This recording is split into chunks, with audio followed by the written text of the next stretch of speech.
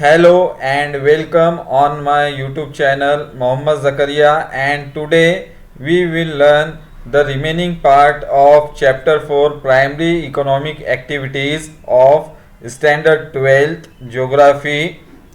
So these are the primary economic activities, and today we will see the agricultural activity, and this is the one of the most important primary economic activities around the world.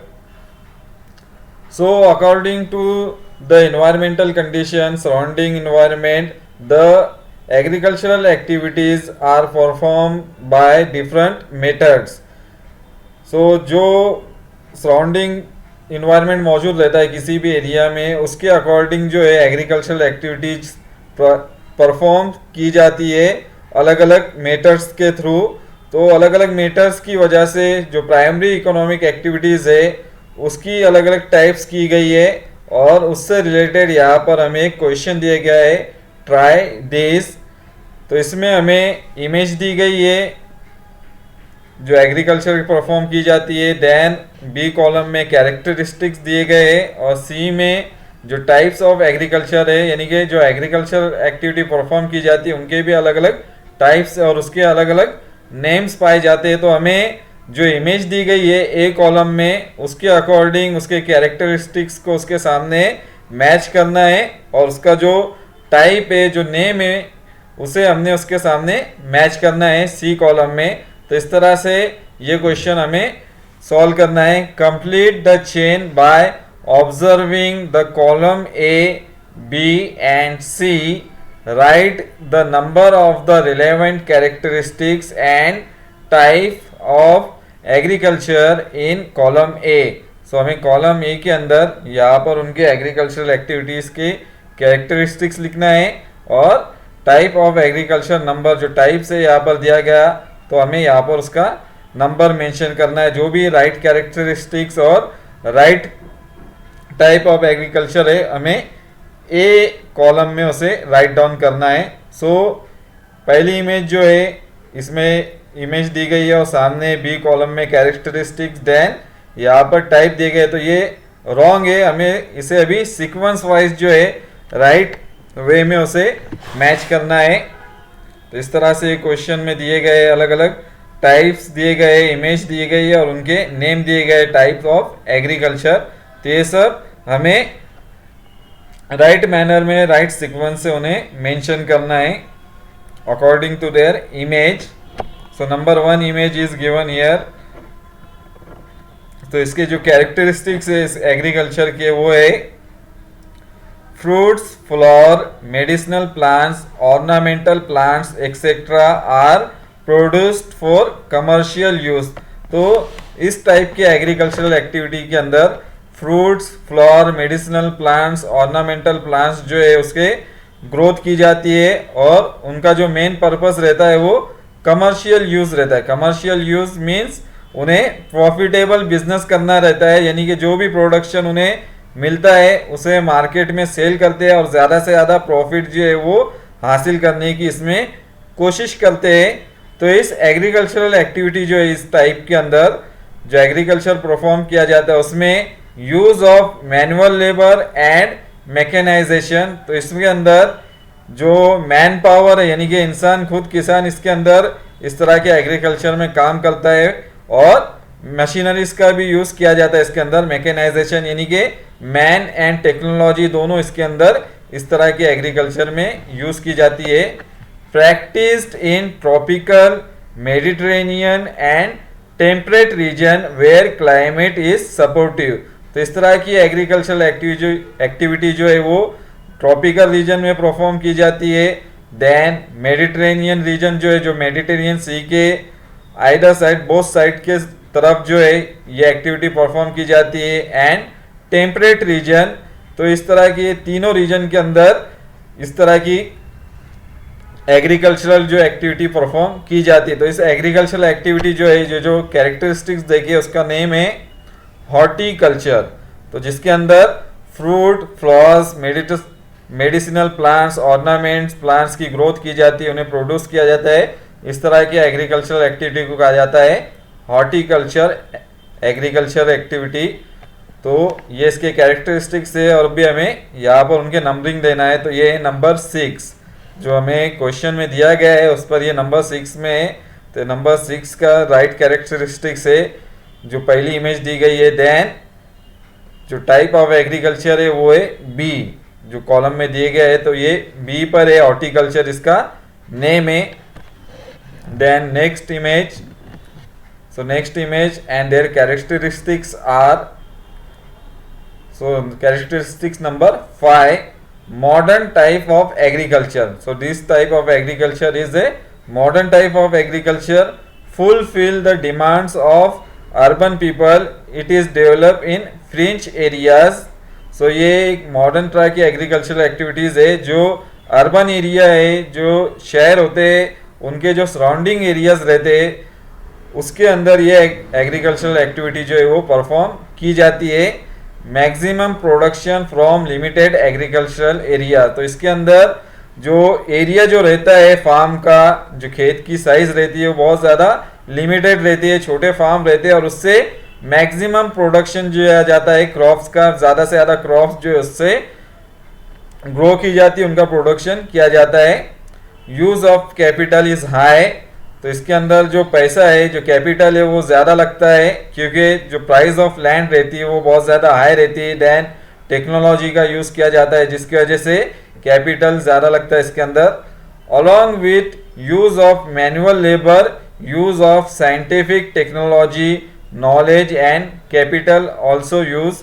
तो इसके अंदर जो है man power का भी use किया जाता है, यानी कि लेबर भी उसमें वर्क करते हैं। Then scientific technology, knowledge and capital का भी इसमें बड़ा यूज़ किया जाता है। अगर हम इमेज में देखें तो यहाँ पर लेबर वर्कर दिखाई दे रहे हैं हमें। देन यहाँ पर बिल्कुल एक ग्रीन हाउस का शेड दिखाई दे रहा है। तो इसमें टेक्नोलॉजी का भी यूज़ किया जाता है और एक तरह की ये modern type of agricultural activity है। Then organic and chemical manures और fertiliser and irrigation are use. तो इसके अंदर ऑर्गेनिक एंड केमिकल जो फर्टिलाइजर्स है उसका यूज़ किया जाता है अपने एग्रीकल्चरल प्रोडक्शन को बढ़ाने के लिए और इरिगेशन फैसिलिटी का भी यूज़ किया जाता है। Practice in areas lying at distance of an overnight journey by trucks. तो ये ऐसी जगह पर प्रैक्टिस की जाती है जहाँ पर जो ट्रक रहती है, ट्रक के थ्रू जो भी प्रोडक्शन होता है फार्म के अंदर उसे ट्रक में लोड किया जाता है और वो ट्रक जो है एक ओवरनाइट की जर्नी करते हुए अपनी जो डेस्टिनी रहती है, जो मार्केट रहता है मेन सिटी के अंदर, वहाँ पर वो रात भर का ट्रैवल सफ़र करने के बाद उस एरिया में जो है फ्रेश फूड जो है, fresh vegetable, fruit, milk, eggs, meat जो है वहाँ पर फिश को प्रोवाइड करती है। तो इसके अंदर जो मेन प्रोडक्ट्स जो है वो है vegetables, fruit, milk, eggs, meat, fish. तो इनकी डिमांड सिटी में बहुत ज़्यादा रहती है। तो जो बड़े बड़े शहर रहते हैं उनके अंदर जो वहाँ के सराउंडिंग जो स्मॉलर एरिया रहते हैं उसके अंदर से ये इनका प्रोडक्शन किया जाता है और उसे एक ट्रक में लोड करने के बाद सिटी तक पहुँचाया जाता है। और डिस्टेंस इतना ही रहता है कि ये जो वेजिटेबल्स है वो जल्दी ख़राब होने वाले प्रोडक्ट्स है, फ्रूट्स वगैरह, तो इन्हें कम टाइम के अंदर शहर तक पहुंचाना रहता है। तो डिस्टेंस भी जो है इतना ही रहता है कि वो एक रात में जो ट्रक रहती है वो जर्नी करते हुए अपने प्लेस तक, अपने मार्केट प्लेस तक पहुंच जाए। Develop mainly in highly industrialised and densely populated urban areas. तो इस तरह की एग्रीकल्चरल एक्टिविटी जो है टाइप, ये ज़्यादातर जो हाईली डेवलप इंडस्ट्रियल एरिया रहती है जहाँ पर इंडस्ट्रियलाइजेशन ज़्यादा पाया जाता है और जिन एरिया की पॉपुलेशन डेंसिटी बहुत ज़्यादा रहती है, फॉर एग्जांपल अर्बन एरियाज। तो अर्बन एरियाज के अंदर वहाँ के लोगों की बहुत ज़्यादा डिमांड्स रहती है फ्रूट्स, वेजिटेबल एंड फ्लावर्स की। तो फॉर एग्जांपल जो खेड़ शिवापुर है, सासवड़ है, आर ब्रॉड टू पुणे। तो जो वेजिटेबल फ्लावर्स जो रहते हैं वो पुणे के अंदर जो उनके सराउंडिंग एरिया है, near by area Khed, Shivapur and Saswad से ये पुणे में जो है प्रोडक्ट को सप्लाई किया जाता है। तो इसी तरह से मुंबई का एग्जांपल अगर देखें तो मुंबई में की भी पॉपुलेशन बहुत ज़्यादा है, तो उनकी जो भी फूड डिमांड रहती है मुंबई के लोगों की, उसे कंप्लीट करने के लिए नासिक से जो फ्रेश वेजिटेबल्स को रात में लोड किया जाता है, और लोड करने के बाद वो रात को जो ट्रैवल करते हुए ट्रक मुंबई पहुंचती है, और फ्रेश जो है मार्केट में वहां पर उन्हें वेजिटेबल जो है लोगों को वहां पर मिलता है। तो इस तरह की एग्रीकल्चरल एक्टिविटी है। तो इसका नेम जो है वो है मार्केट गार्डनिंग। तो इसे मार्केट गार्डनिंग कहा जाता है इस तरह की एग्रीकल्चर को। तो इसके आंसर जो है कैरेक्टरिस्टिक्स नंबर 5, एंड जो टाइप ऑफ एग्रीकल्चर है वो है C. So this is the answer. Then number 3, characteristics number and type of agriculture number. So according to image, this is the characteristics of this type of agriculture. Number 2, large size of farm. तो इसमें जो farm रहते हैं, जो खेत रहते हैं, बहुत ज़्यादा बड़े रहते हैं। तो ये it is extend more than 1000 Hector. So it is very large size of farm and capital intensive. So it require more capital because the size of farm is very large and most of the work is done by the machineries.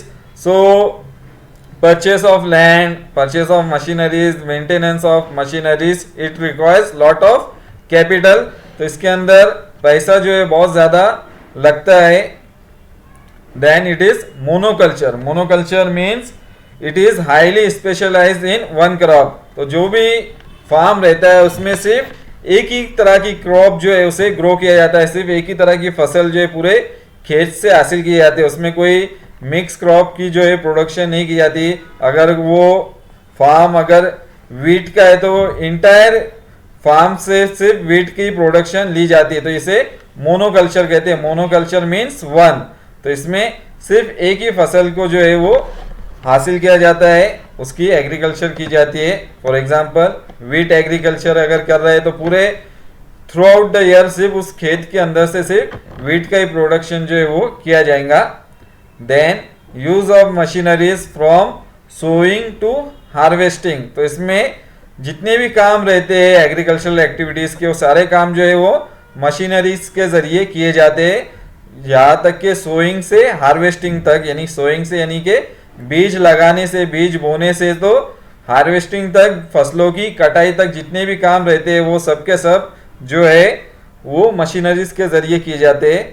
तो इसके अंदर अगर देखिए image में तो इस तरह से इसकी हार्वेस्टिंग की जाती है और सारे काम जो है मशीनरीज के जरिए किए जाते हैं। एडवांस मशीनरीज इसमें यूज़ की जाती है, यहाँ तक कि अलग अलग तरह की इसमें मशीनरीज का यूज़ किया जाता है। फॉर एग्जांपल हार्वेस्टर का यूज़ किया जाता है फसलों को काटने के लिए।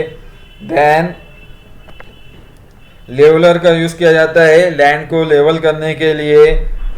इरिगेशन फैसिलिटीज़ के लिए जो वाटर पंप रहते हैं उसे यूज़ किया जाता है।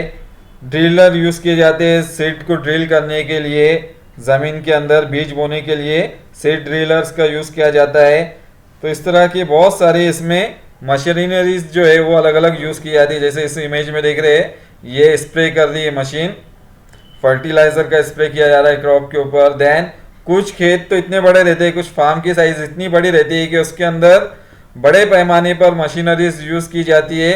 और यहाँ तक कि जो फर्टिलाइजर का स्प्रे रहता है वो भी हेलीकॉप्टर के थ्रू किया जाता है, यानी कि इतने लार्ज साइज के वो यहाँ पर फार्म पाए जाते हैं। तो इसमें हाईली मशीनरीज का यूज़ किया जाता है। Cultivation and commercial animal husbandry is done together. तो इस तरह के जो फार्म रहते हैं इसके अंदर क्रॉप कल्टीवेशन तो की जाती है, साथ ही साथ कमर्शियल एनिमल हस्बेंड्री भी की जाती है, यानी कि साथ में अपने फार्म के अंदर जानवरों को भी पाला जाता है कमर्शियल पर्पस के लिए, उनसे भी बिजनेस किया जाता है उनका, और जो भी प्रोडक्ट्स हासिल किए जाते हैं एनिमल से उनको मार्केट में सेल किया जाता है। तो इसमें ये कंबाइन किया जाता है अलाइड ऑक्यूपेशन की तरह। ये agriculture activity and animal husbandry जो है एक साथ एक ही जगह पर प्रैक्टिस की जाती है। Per hectare low but per capita income is high. तो इसमें जो फार्म की साइज रहती है बहुत ज़्यादा बड़ी रहती है, तो जिसकी वजह से जो पर हेक्टर जितनी भी प्रोडक्शन होना चाहिए उसके अकॉर्डिंग वो कम प्रोडक्शन होता है, क्योंकि थ्रू आउट द ईयर सिर्फ एक ही क्रॉप उसमें लगाई जाती है और सिर्फ एक ही क्रॉप की हार्वेस्टिंग करने की वजह से यहाँ पर जो पर हेक्टर प्रोडक्शन है वो लो रहता है उस फार्म में, but per capita income is high. लेकिन जो पर कैपिटा इनकम रहती है अगर हम इंडिविजुअल में उसे डिवाइड करें, अलग अलग जितने भी ऑनर्स है, जितने भी उसके फैमिली मेंबर है ऑनर्स के खेत के, तो अगर उसमें डिवाइड करें हम तो उसमें पर कैपिटा इनकम ज्यादा होती है। फॉर एग्जांपल यहाँ पर फार्म की साइज बहुत ज्यादा बड़ी रहती है, लेकिन जो ऑनर रहता है खेत का, जो मालिक रहता है, उसकी फैमिली साइज जो रहती है बहुत स्मॉल रहती है। फॉर एग्जांपल उसके फैमिली के मेंबर्स में सिर्फ 3 मेंबर है, तो जितना भी प्रोडक्शन होगा तो उसकी जितना भी प्रॉफिट रहेगा तो वो सिर्फ फैमिली के 3 मेंबर के अंदर ही डिवाइड होगा। तो इंडिविजुअली जो है इसमें बेनिफिट जो है सबको ज्यादा मिलता है, यानी कि पर कैपिटा इनकम यहाँ पर ज्यादा मिलती है, क्योंकि जो साइज रहती है ऑनर की, जो फैमिली मेंबर्स रहते हैं उसकी, वो कम रहती है। Then temperate grassland, steppes, prairie, downs, pampas, velds, so it is mostly practiced in the grassland of the world. Temperate grassland, steppes, prairie, downs, pampas, vales, so these all the region practice this type of agriculture, and wheat and maize are the major crops of this type of agriculture। तो इसके अंदर गेहूं और मेज की जो है production सबसे ज्यादा की जाती है, मेन क्रॉप के प्रोडक्शन इसमें किया जाता है, व्हीट एंड मेज। तो ये जो टाइप है एग्रीकल्चर की वो है, उसका नाम एक्सटेंसिव कमर्शियल एग्रीकल्चर। तो इसमें एक्सटेंसिव मीन्स होता है बड़े पैमाने पर, लार्ज स्केल पर की जाती है, and commercial means I already said that commercial means profitable business. जब भी कमर्शियल यूज होगा वर्ड तो उसे बिजनेस और प्रॉफिट से कंसिडर किया जाए। तो इस तरह से इनका मेन जो पर्पस रहता है वो होता है बिजनेस करना, प्रॉफिट कमाना। तो इसे कहा जाता है एक्सटेंसिव कमर्शियल एग्रीकल्चर। तो ये सेकंड कैरेक्टरिस्टिक्स है इसका टेबल के अंदर। देन टाइप ऑफ एग्रीकल्चर का ये एफ है। तो इसके अंदर हमने एरिया दिए गए इस मैप के अंदर, areas of extensive commercial agriculture. तो वर्ल्ड में कहाँ पर extensive commercial agriculture activities perform की जाती है, तो वो है जितने भी वर्ल्ड में ग्रास लैंड है वहां पर ये एग्रीकल्चरल एक्टिविटी परफॉर्म की जाती है। नॉर्थ अमेरिका में, कनाडा और यूएसए में जो परेरी यहाँ पे रीजन है, यहाँ पर इस तरह की एग्रीकल्चरल एक्टिविटी परफॉर्म की जाती है। देन साउथ अमेरिका में पंपास ग्रास लैंड के अंदर ये एग्रीकल्चरल एक्टिविटी परफॉर्म होती है। यूरोप एंड एशिया के अंदर जो यूरेशिया है उसमें स्टेप ग्रास लैंड है, तो स्टेप ग्रास लैंड पे लार्ज स्केल पर ये एग्रीकल्चरल एक्टिविटी परफॉर्म की जाती है। देन अफ्रीका का जो वेल्ड ग्रास लैंड है, and in Australia downs grass land. तो जितने भी ये ग्रास लैंड है, और ये बहुत ही इंपॉर्टेंट है, मैप में भी आपको ग्रास लैंड के बारे में नाम पूछे जा सकते हैं। तो नॉर्थ अमेरिका में जो ग्रास लैंड है उसका नाम है परेरी ग्रास लैंड, साउथ अमेरिका में जो है उसका नाम है पंपास ग्रास लैंड, यूरेशिया में जो ग्रास लैंड है उसका नाम है स्टेप्स ग्रास लैंड, अफ्रीका में weld grass land, and Australia में डाउन्स ग्रास लैंड। तो ये मैप में भी इस पे क्वेश्चन आ सकते हैं कि कोई भी आपको ग्रास लैंड का नाम दिया जाएगा, फॉर एग्जांपल परेरी। तो परेरी कहाँ पर है? नॉर्थ अमेरिका में, उसे आपको सिंबल के थ्रू बनाना होगा। तो इस तरह से आपकी प्रैक्टिस भी मैप की इसमें होंगी। Then next, so this image and their characteristics are, number 3 है कैरेक्टरिस्टिक्स टेबल में, लार्ज फार्म साइज। तो इसमें जो फार्म रहते हैं, जो खेत की साइज रहती है बहुत ज़्यादा बड़ी रहती है, बहुत ज़्यादा हेक्टर में ये खेत फैले हुए रहते हैं। कैपिटल इंटेंसिव, तो इसमें भी कैपिटल ज़्यादा यूज़ किया जाता है, इसमें पैसा ज़्यादा लगाना पड़ता है। और ये मोनोकल्चर एक्टिविटी है, यानी कि इसमें सिर्फ एक ही क्रॉप का प्रोडक्शन किया जाता है थ्रू आउट द ईयर। जितना भी फार्म है, अगर वो टी का फार्म है तो साल भर सिर्फ हम वहाँ से टी का ही प्रोडक्शन करेंगे, क्योंकि वहाँ पे सिर्फ टी के लिए फेवरेबल क्लाइमेटिक कंडीशन पाई जाती है, तो सिर्फ वहाँ पर टी का ही प्रोडक्शन पॉसिबल हो सकता है। तो इस तरह से ये एग्रीकल्चरल एक्टिविटी की टाइप है जिसे हम टी क्रॉप कहते हैं, या फिर कोको, देन कॉफ़ी, रबर। तो इस तरह के वहाँ पे पर्टिकुलर एक ही तरह की क्रॉप जो है ग्रो की जाती है एक फार्म के अंदर। जो भी वहाँ पर सुटेबल क्लाइमेटिक कंडीशन रहेंगी उसके अकॉर्डिंग वहाँ पर वो क्रॉप लगाई जाती है और उसका कल्टीवेशन किया जाता है। लोकल लेबर इज एम्प्लॉयड, तो वहाँ के जो लोकल जो लोग रहते हैं उन्हें वहाँ पर एम्प्लॉयमेंट दिया जाता है। खेतों के अंदर वो मजदूरी का काम करते हैं। जिस तरह इमेज में देख रहे हैं यहाँ पर जो टी फार्म है, टी स्टेट फार्म है, इसके अंदर यहाँ पर मजदूर जो है वो वहीं के आसपास के छोटे से इलाके के रहते हैं और वहाँ पर उन फार्म में वो काम करते हैं, टी फार्म के अंदर, कॉफ़ी फार्म के अंदर। Crop is well manage for quality and processing, तो इसके अंदर क्रॉप की बहुत ज़्यादा देखभाल करना पड़ती है, उनको अच्छे से मैनेज करना पड़ता है उनकी क्वालिटी को इम्प्रूव करने के लिए और उन्हें प्रोसेस करने के लिए, क्योंकि यहाँ से सिर्फ उन्हें लीव्स मिलते हैं और उसे बाद में लैब में ले जाने के बाद उस पर प्रोसेसिंग के बाद नया प्रोडक्ट तैयार किया जाता है। फॉर एग्जांपल ये टी प्लांट्स के सिर्फ लीव्स यूज़ करते हैं यहाँ पर और फिर लीव्स से बाद में फिर जो है जो टी रहती है उसे बनाया जाता है लैब के अंदर। तो इस तरह से ये प्रोसेसिंग करने के बाद इस लीव से फिर टी तैयार होती है। तो इस तरह से साइंटिफिक टेक्नोलॉजी का भी इसमें लार्ज स्केल पर यूज़ किया जाता है। Per hectare yield low but total production is high, तो इसके अंदर भी जो पर हेक्टर प्रोडक्शन रहता है वो कम होता है उसके फार्म के एरिया के हिसाब से, लेकिन जो टोटल प्रोडक्शन रहता है पूरे इंटायर एरिया का अगर हम प्रोडक्शन करें जो भी प्रोडक्शन मिलेगा वो हाई रहता है क्योंकि साइज ज़्यादा है। तो इसमें भी फैमिली मेंबर जो रहते हैं इनके वो कम रहता है, जो भी ऑनर रहता है उसके फैमिली मेंबर्स की साइज कम रहती है, जिसकी वजह से जो जब डिस्ट्रीब्यूट किया जाता है प्रॉफिट तो सबके हिस्से में ज़्यादा प्रॉफिट मिलता है, पर कैपिटल इनकम उनकी हाई रहती है। Once plantation is done it gives production for 10 to 15 years, तो इसके अंदर हमें हर साल नए बीज बोने की ज़रूरत नहीं पड़ती है।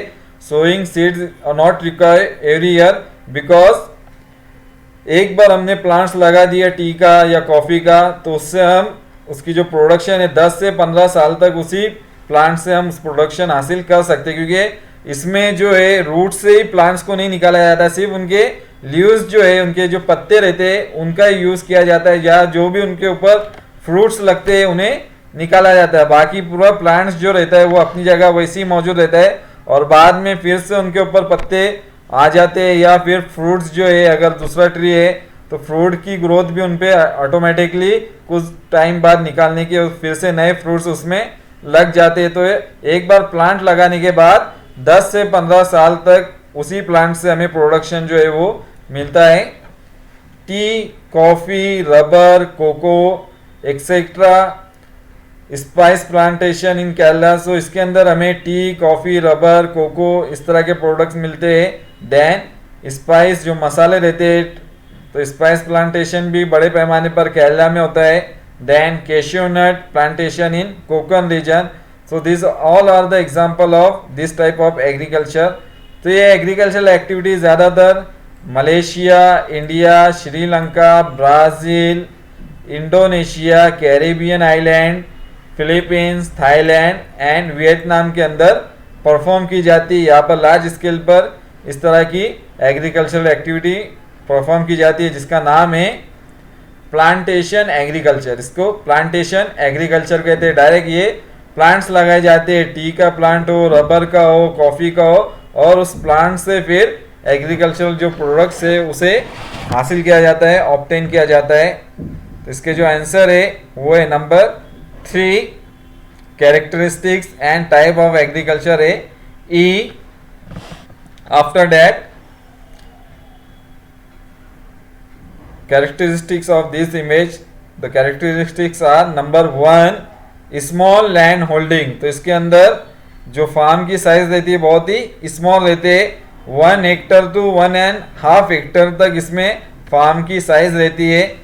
Maximum yield from small land, तो इसके अंदर मैक्सिमम प्रोडक्शन किया जाता है क्रॉप्स का छोटे से लैंड के अंदर, यानी कि एक छोटा सा लैंड रहता है उसके अंदर ही मैक्सिमम प्रोडक्शन किया जाता है, ज़्यादा से ज़्यादा क्रॉप हासिल किए जाते हैं।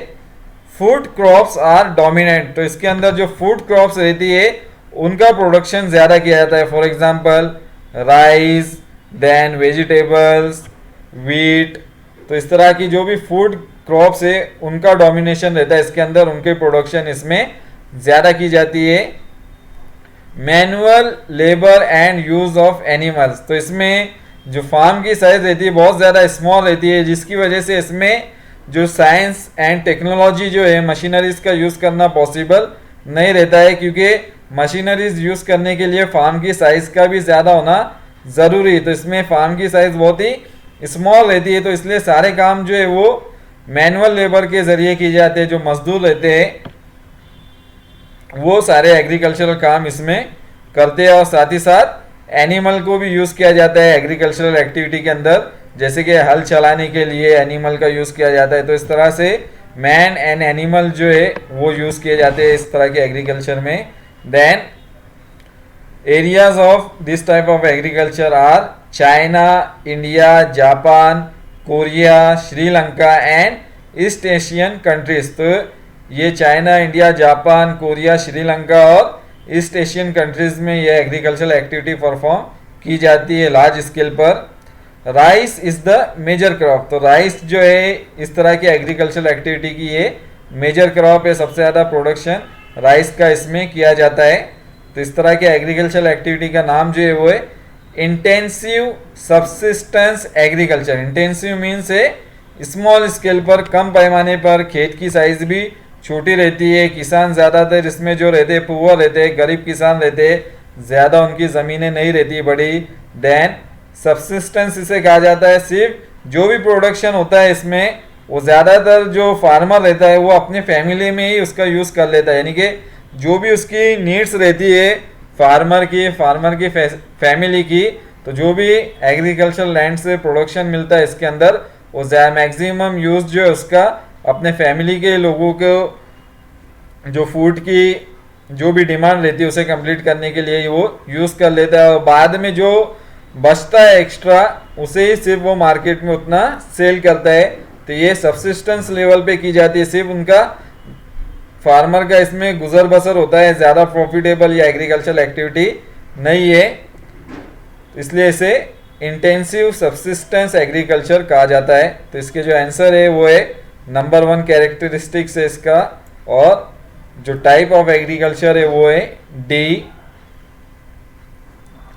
Then this is the area of intensive subsistence agriculture. तो अगर हम इमेज में देखें यहाँ पर वर्ल्ड में, तो ज़्यादातर जो एशियन कंट्रीज़ है जहाँ पर पॉपुलेशन बहुत ज़्यादा है, तो ऐसे एरिया में ये एग्रीकल्चरल एक्टिविटी हमें परफॉर्म होती हुई दिखाई दे रही है। इंटेंसिव सब्सिस्टेंस एग्रीकल्चर जिसमें India, China, Japan, Sri Lanka, Korea, then East Asian countries जो है यहाँ पर ये एग्रीकल्चरल एक्टिविटी ज़्यादातर परफॉर्म की जाती है। उसके जो मेन क्रॉप है वो है राइस। तो राइस का एरिया हमें ब्लैक कलर में यहाँ पे ब्लैक शेड में ज़्यादा दिखाई दे रहा है। राइस ये मेजर क्रॉप है इंटेंसिव सब्सिस्टेंस एग्रीकल्चर की। Then next image is and characteristics are number 4, forest land is burned and use for agriculture. तो इसके अंदर सबसे पहले तो जो फॉरेस्ट लैंड रहता है उसे बर्न किया जाता है, उन्हें जलाया जाता है फॉर एग्रीकल्चरल यूज़ के लिए, उसे एग्रीकल्चर के लिए यूज़ किया जाता है जलाने के बाद जो लैंड रहता है। Very small size of farm, तो इसमें जो फार्म की साइज रहती है बहुत ही स्मॉल रहती है, बहुत ही छोटे से एरिया में ये एग्रीकल्चरल एक्टिविटी परफॉर्म की जाती है। Production can be taken for only 2 to 3 years. तो जो भी प्रोडक्शन किया जाता है लैंड के ऊपर सिर्फ एक एरिया में वो 2 से 3 साल ही प्रोडक्शन करता है क्रॉप का।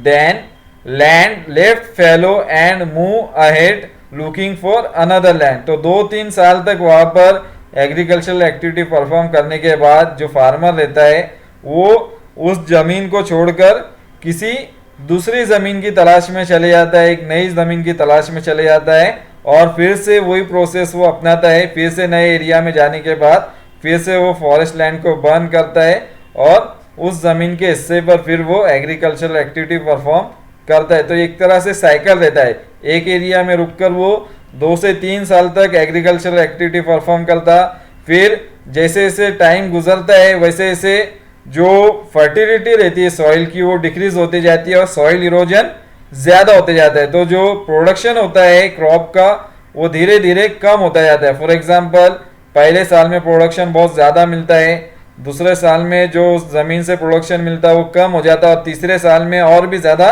कम हो जाता है। इसकी मेन रीज़न जो रहता है वो होता है सॉइल इरोजन। तो सॉइल इरोजन की वजह से जो सॉइल की फर्टिलिटी रहती है इस एरिया में वो कम हो जाती है, तो वो फिर नए एरिया में चले जाता है जहाँ पर फिर से वही प्रोसेस अपनाता है, जंगल को जलाता है और फिर से उस हिस्से में वो एग्रीकल्चर एक्टिविटी करता है। तो इस तरह से 2-3 साल बाद फिर से वो एरिया छोड़ देता, फिर नए एरिया में जाता, फिर 2-3 साल वहाँ एग्रीकल्चर एक्टिविटी करता, फिर वो एरिया छोड़कर फिर तीसरे एरिया में जाता। तो इस तरह से ये रोटेट होते रहता है, एक जगह से दूसरी जगह पर ये जो है शिफ्ट होते रहता है और 10 से 15 साल बाद फिर से वो अपने जहाँ पर उसने पहले एग्रीकल्चर एक्टिविटी की थी फिर से उस एरिया में वो लौट आता है, क्योंकि 10-15 साल बाद जो लैंड की फर्टिलिटी कम हुई थी वो वापस से फर्टिलिटी जो है वो खुला छोड़ने की वजह से फिर से फर्टिलिटी उसमें आ जाती है और फिर से वो एग्रीकल्चरल एक्टिविटी वहाँ पर परफॉर्म कर सकता है। तो इस तरह से ये एग्रीकल्चरल एक्टिविटी जो है वो परफॉर्म की जाती है। Mainly practice in forested tropical region of Asia, south east Asia, south and central America and Africa. तो यहाँ पर इन एरियाज के अंदर ज़्यादातर ये एग्रीकल्चरल एक्टिविटी परफॉर्म की जाती है जिसका नाम है shifting agriculture. Shifting agriculture means इसमें जो फार्मर रहता है वो एक जगह पर एग्रीकल्चरल एक्टिविटी परफॉर्म नहीं करता बल्कि वो शिफ्ट होते रहता है एक एरिया से दूसरे एरिया में, तीसरे एरिया में और फिर से बाद में वो अपने एरिया में जहाँ पर पहले एग्रीकल्चर किया था फिर से वो आ जाता है 10 से 15 साल बाद। तो इस तरह से इसे शिफ्टिंग एग्रीकल्चर कहा जाता है। तो ये इसे शिफ्टिंग एग्रीकल्चर को वेस्टफुल मेथड ऑफ एग्रीकल्चर भी कहा जाता है, क्योंकि इसकी वजह से बहुत ज़्यादा इन्वायरमेंटल प्रॉब्लम क्रिएट होते हैं। फॉर एग्जांपल फॉरेस्ट को बर्न किया जाता है, जो भी प्लांट्स रहते हैं उन्हें बर्न किया जाता है, उन्हें जलाया जाता है, जिसकी वजह से जो फॉरेस्ट रिसोर्सेज जो है वो डिक्लाइन होते हैं। देन यहाँ पर एयर पोल्यूशन होती है, जो भी ऐश स्मोक निकलता है उससे एयर पोल्यूशन होती है फायर की वजह से। सॉइल इरोजन होता है, फर्टिलिटी लूज हो जाती है। तो इस तरह से इसके बहुत ज़्यादा निगेटिव इम्पैक्ट भी, इसलिए इसे वेस्टफुल मेथड ऑफ एग्रीकल्चर भी कहा जाता है। तो ये कैरेक्टरिस्टिक्स इसका नंबर 4 और जो टाइप का नेम है इसका वो है A, shifting agriculture. So these are the image and their characteristics and new activities given here. On the basis of the information given and picture shown above, classify the factors affecting agriculture into physical and human factors. तो agricultural activity perform करने के लिए बहुत सारे factors उस पर affect करते हैं, जिसमें फिजिकल फैक्टर और ह्यूमन फैक्टर जो है बहुत ही इम्पोर्टेंट है। तो जो मैं आगे डिटेल एक्सप्लेन करूंगा उसमें हम उसे क्लासिफाई करेंगे फिजिकल फैक्टर, ह्यूमन फैक्टर्स को। So this is a detail of agricultural activity. When we look at the distribution of agriculture as an occupation in the world, we see that the proportion of people engaged in agriculture is maximum in Africa and then in Asia. तो अगर हम image देखें agricultural activity जहाँ पर ज़्यादा perform की जाती है वर्ल्ड में, तो उसमें मैक्सिमम एरिया जो है वो अफ्रीका में ज़्यादातर जो पीपल है अफ्रीका के वो सबसे ज़्यादा एग्रीकल्चरल एक्टिविटी में इंगेज है और अफ्रीका के बाद सेकंड पर है एशिया में।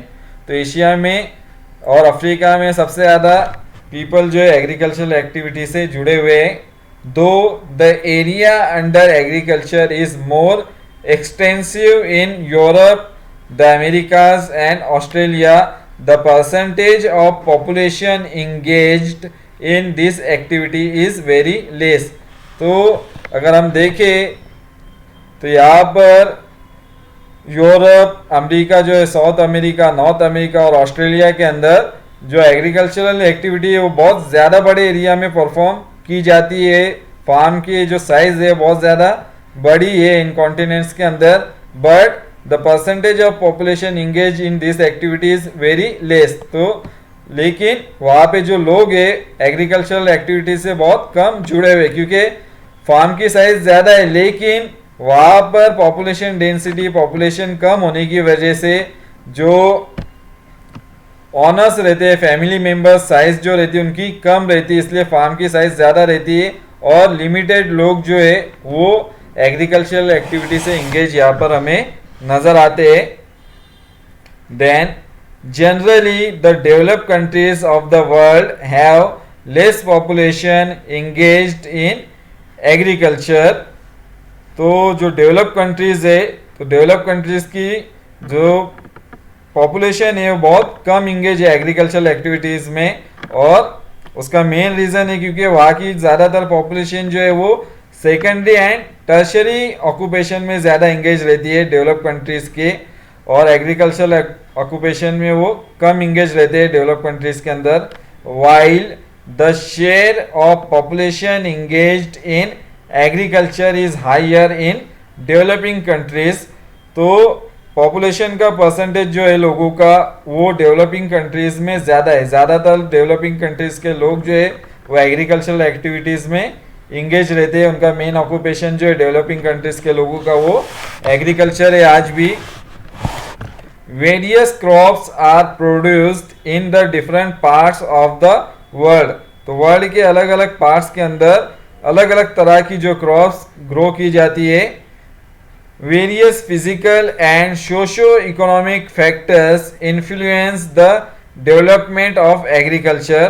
तो जो भी प्रोडक्शन है, जो भी एग्रीकल्चरल एक्टिविटी परफॉर्म की जाती है उसके ऊपर physical factor, socio economic factors जो है वो इन्फ्लुएंस करते हैं, अफेक्ट करते हैं एग्रीकल्चरल एक्टिविटी के डेवलपमेंट को। तो major physical factors that influence agriculture are, number 1 climate. तो क्लाइमेट जो है सबसे ज़्यादा एग्रीकल्चरल एक्टिविटी को अफेक्ट करता है। जहाँ पर फेवरेबल क्लाइमेटिक कंडीशन रहेंगे एग्रीकल्चरल एक्टिविटी के, वहाँ पर लार्ज स्केल पर एग्रीकल्चरल एक्टिविटी की जाती है।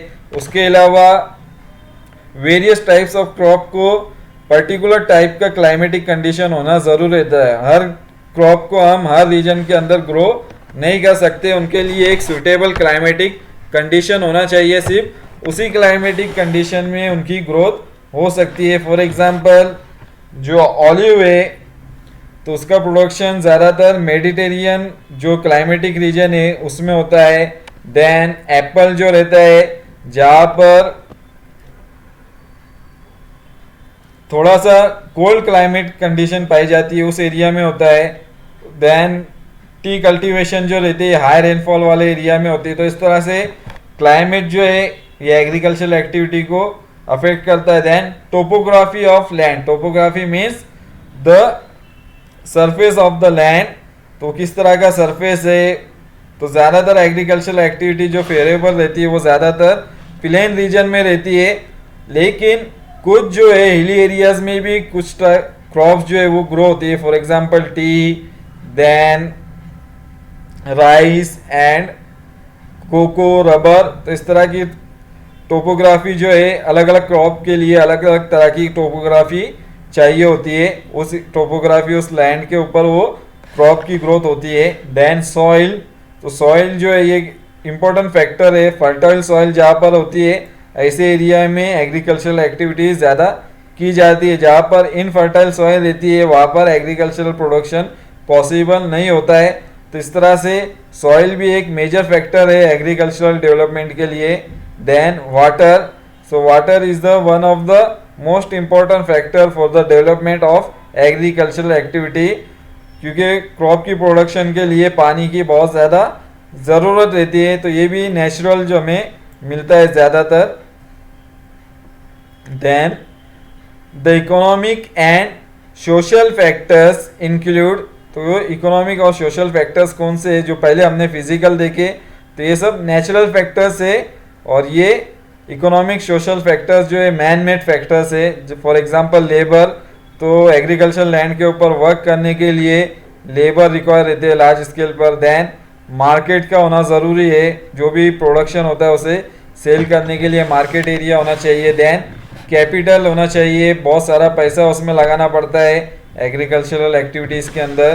देन ट्रांसपोर्टेशन फैसिलिटी इम्प्रूव होना चाहिए, स्टोरेज फैसिलिटीज़ होना चाहिए। जो भी प्रोडक्शन एग्रीकल्चरल एक्टिविटी का होता है तो उसके लिए स्टोरेज फैसिलिटी होना चाहिए। फॉर एग्जांपल गोडाउन सिस्टम होना चाहिए, गोडाउन होना चाहिए, जो भी क्रॉप्स निकाली जाती है उसे स्टोर करने के रखने के लिए। देन गवर्नमेंट पॉलिसीज़ होनी चाहिए, तो ऐसे बहुत सारी गवर्नमेंट पॉलिसी बनाती है जिससे किसानों को लोन प्रोवाइड किया जाता है, अलग अलग स्कीमें उन्हें दी जाती है ताकि उनका जो प्रोडक्शन है एग्रीकल्चर का वो बढ़ सके। तो इस तरह से उन्हें बहुत सारी यहाँ पर पॉलिसीज दी जाती है। देन पॉपुलेशन, तो पॉपुलेशन भी एक इम्पॉर्टेंट फैक्टर है। जितनी ज़्यादा पॉपुलेशन रहेंगी उतनी ज़्यादा एग्रीकल्चरल प्रोडक्ट्स की वहाँ पर डिमांड रहेंगी। तो इस तरह से पॉपुलेशन एक इम्पॉर्टेंट फैक्टर है। देन ओनरशिप ऑफ लैंड, यानी कि जो ज़मीन के मालिक कौन है, ये भी एक इम्पॉर्टेंट फैक्टर है। ऐसे बहुत सारे एरिया रहते हैं जिसपे ज़मीन खुद किसानों की नहीं रहती है, वो सिर्फ उस पर काम करते रहे और जो भी प्रोडक्शन रहता है उसका मालिक को उसका बड़ा हिस्सा जाता है और उन्हें सिर्फ उनकी जो रहती है वेजेस, डेली वेजेस पे वो मैक्सिमम काम करते हैं। तो एक ऑनरशिप भी एक इम्पॉर्टेंट फैक्टर है एग्रीकल्चरल डेवलपमेंट के लिए। Then we saw various types of agriculture and their characteristics through the images given earlier. So हमने images के ज़रिए अलग अलग तरह के characteristics देखे, अलग अलग तरह की types देखे एग्रीकल्चर के। Green houses, poly houses are also used for agriculture. Similarly, high yielding seeds, fertilizer and insecticides are also used for increasing production. So अभी मॉडर्न टेक्नोलॉजी आने के बाद जो एग्रीकल्चर के टाइप है उसमें ग्रीन हाउसेस का भी यूज़ किया जा रहा है, पॉली हाउसेस का भी यूज़ किया जा रहा है, जिसमें अलग अलग तरह की क्रॉप्स जो है एक तरह का खास वहाँ पर टेम्परेचर मेंटेन करने के बाद वहाँ पर क्रॉप्स का प्रोडक्शन किया जाता है ग्रीन हाउसेस के अंदर, पॉली हाउसेस के अंदर, और प्रोडक्शन को इंक्रीज करने की कोशिश की जाती है। और साथ ही साथ हाई यील्डिंग सीड्स, ऐसे सीड्स जिनकी प्रोडक्शन ज़्यादा होती है, और फर्टिलाइज़र का भी यूज़ किया जाता है, ज़्यादातर इंसेक्टिसाइड्स का भी यूज़ किया जाता है, जिससे जो भी एग्रीकल्चरल प्रोडक्शन है उसका इंक्रीज हो सके, उसकी पैदावार बढ़ सके। तो ये सारे मेटर्स जो है अभी बड़े पैमाने पर यूज़ किए जा रहे हैं एग्रीकल्चर में। So this is the activity is given, think about it. So two questions are given here. Number 1, greenhouses and polyhouses are used for growing vegetation from specific regions in other regions. Similarly, can they be used in snow-capped region and polar regions? तो green houses and poly houses के अंदर अलग अलग तरह की जो है crops जो है वो ग्रो की जाती है, जो अलग रीजन की होती है, यानी कि एक अलग स्पेसिफिक रीजन में वो प्रोडक्शन उनका होता है, क्योंकि हर क्रॉप को हम किसी भी रीजन में ग्रो नहीं कर सकते। तो पॉली हाउसेस के अंदर जो क्रॉप के लिए सुटेबल क्लाइमेटिक कंडीशन रहती है उसे ग्रीन हाउस, पॉली हाउस के अंदर मेंटेन किया जाता है, और जो अलग रीजन की क्रॉप है उसे उसके अंदर ग्रो किया जाता है। फॉर एग्जांपल जो नासिक है, नासिक के अंदर फेवरेबल जो है क्लाइमेट वो ग्रेप्स के लिए है, लेकिन नासिक के अलावा अगर हमें किसी दूसरे एरिया में ग्रेप्स की प्रोडक्शन करना हो और वहाँ पर उसके लिए फेवरेबल क्लाइमेटिक कंडीशन नहीं हो, तो उसके लिए वहाँ पर फिर ग्रीन हाउस और पॉली हाउस का यूज़ किया जाता है, जिसके अंदर एक तरह का फेवरेबल क्लाइमेटिक कंडीशन तैयार की जाती है ग्रेप्स के लिए, और ग्रेप्स की वहाँ पर प्रोडक्शन की जाती है। तो इस तरह से ये प्रोडक्शन जो है अलग अलग एरिया में अलग अलग तरह की क्रॉप्स के लिए किया जाता है। तो उस पर एक सवाल दिया गया है, Similarly, can they be used in snow cap regions and polar regions? तो ये क्या हम जो स्नो कैप रीजन है यानी कि आइस कवर रीजन और जो पोलर एरियाज है जो throughout the year ice cover रहते वहाँ पर हम ग्रीन हाउस और पॉली हाउसेस का यूज़ कर सकते हैं? तो आवर आंसर इज नो। हम पॉली हाउस और ग्रीन हाउस का यूज़ जो है snow cap region and polar regions में नहीं कर सकते क्योंकि यहाँ पर स्नोफॉल होता है और पॉली हाउस ग्रीन हाउस जो रहते हैं ये ज़्यादातर पॉलीथीन प्लास्टिक से बने हुए रहते हैं, तो स्नोफॉल जो है वो आसानी से डैमेज कर सकता है पॉली हाउस ग्रीन हाउस को। और पॉली हाउस ग्रीन हाउस जो रहेंगी उसकी शीट अगर डैमेज होंगी तो जो भी क्रॉप्स है उसके अंदर वो भी डैमेज होंगे। तो ice cover area polar areas के अंदर हम ग्रीन हाउस और पॉली हाउसेस का यूज़ नहीं कर सकते। Then next one, besides this activities can you think of other primary activities carried in the world, make a list. तो हमने अभी बहुत सारी यहाँ पर प्राइमरी एक्टिविटीज़ देखी है इस लेसन के अंदर। For example agriculture, mining, animal husbandry, lumbering, gathering, hunting. तो इसके अलावा भी और कौन सी एक्टिविटीज़ है जो प्राइमरी एक्टिविटीज़ में इंक्लूड होती है? तो ऐसे और भी बहुत सारी एक्टिविटीज़ है जिसे हम प्राइमरी एक्टिविटीज़ में इंक्लूड कर सकते हैं। फॉर एग्जांपल मीट, बीफ जो ऑब्टेन किया जाता है एनिमल से वो भी प्राइमरी एक्टिविटीज़ में आता है। So beef, then meat production, after that poultry farming, dairy farming are also the part of primary activities. So you can also add other primary activities and make a list, और उसकी एक list तैयार कर सकते हैं आप। तो मैंने कुछ एग्जांपल दिए, आप उसमें और भी प्राइमरी एक्टिविटीज़ ऐड हो सकती है, उसके नाम की एक लिस्ट तैयार करनी है। So this is the end of chapter 4 primary economic activities, and in next video I will upload the exercise of chapter 4 primary economic activity. Thank you.